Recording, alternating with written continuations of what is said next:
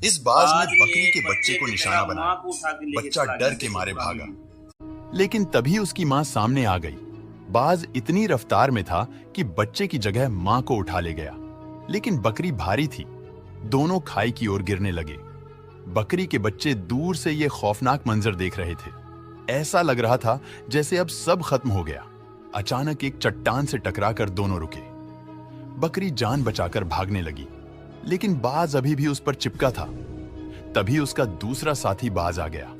अब की बार बाज ने सही पकड़ बनाई और बकरी मां को लेकर फिर उड़ गए। इस मां ने अपने बच्चों को बचाने के लिए अपनी जान कुर्बान कर दी। एक लाइक इस बहादुर मां के नाम जरूर करें।